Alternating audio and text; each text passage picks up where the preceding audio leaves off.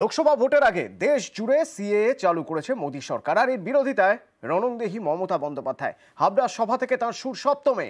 মমতার দাবি, সিএএ অসাংবিধানিক এবং বৈষম্যমূলক। এই আইন এলে ভোটের আগে এই আইন আসলে ভোটের আগে বিজেপির ভাঁওতাবাজি। আবেদন করলেই অনুপ্রবেশকারী হয়ে যেতে হবে।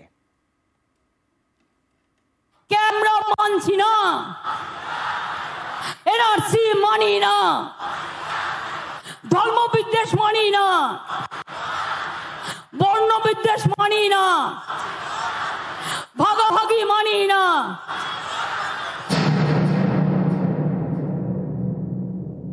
যে রুলসটা কালকে কেন্দ্রীয় সরকার ঘোষণা করেছে, আদৌ এটা বৈধ কিনা আমার সন্দেহ আছে। কোনো ক্ল্যারিটি নেই, টোটাল ভাওতা। ইলেকশনের আগে যুদ্ধ খেলা। যেই দরখাস্ত করবেন সঙ্গে সঙ্গে তারা নাগরিক থাকা সত্ত্বেও আপনারা বেআইনি অনুপ্রবেশকারী হয়ে যাবেন। তাহলে আপনাদের সম্পত্তি কি হবে? আপনাদের চাকরি বাকরি কি হবে? আপনাদের ডিটেনশন ক্যাম্পে নিয়ে চলে যাওয়া হবে।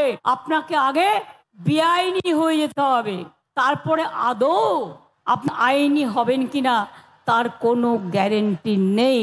তার কারণ এটা একটা ঝুমলা। শুধু একটা ভোটের জন্য, দুটো সিটে জেতবার জন্য আপনাদের ভাওতা দিচ্ছে, ভাওতা, ধাপ্পা দিচ্ছে, ধাপ্পা। এর কোনো ক্ল্যারিটি নেই।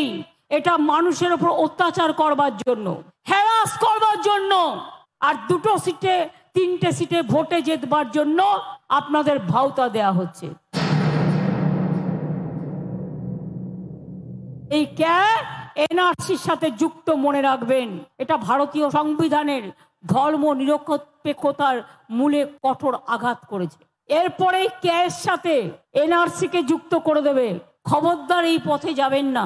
বিজেপি নানান রকম কথা বলবে, ও ঝুটা হ্যায়, ও ঝুমলা হ্যায়। কাল থেকে নর্থ ইস্টার্নের লোকেরা কাঁদছে, কারণ আসামে যখন এনআরসি হয়েছিল 19 লক্ষের মধ্যে 13 লক্ষ হিন্দুরাও বাদ হয়ে গিয়েছিল।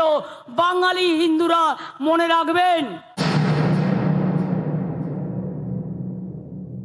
দুজনকে দেবে, 8 জনকে দেবে না। যে 8 জন পেলেন না তাদের ডিটেনশন ক্যাম্পে পাঠিয়ে দেবে।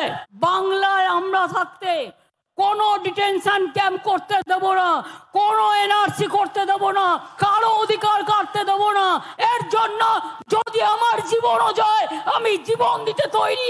বাংলার মানুষের অধিকার আমি কিছুতেই কাটতে দেব না। এটা কি খ্রিস্টানদের তাড়ানোর খেলা, মুসলিমদের তাড়ানোর খেলা, নমশূদ্রদের তাড়ানোর খেলা, বাঙালিদের তাড়ানোর খেলা, বাংলাকে আবার ভাগ করার খেলা?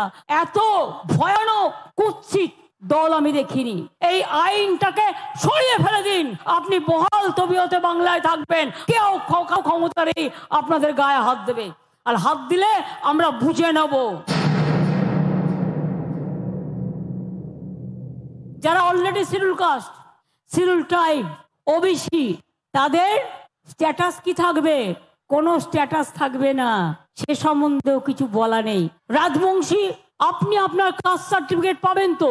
সংখ্যালঘুরা, তাদের কাস্ট সার্টিফিকেট। ওবিসিরা, তাতে হিন্দুও আছে, মুসলমানও আছে। এটা কি খ্রিস্টানদের তাড়ানোর খেলা? নাগরিকত্বের আতঙ্ক নয়, আমরা সবাই নাগরিক, এটা আমাদের পরিচয়। কোনো চিন্তা করবেন না, বিনা যুদ্ধে 1 ইঞ্চ জমিও ছাড়বো না।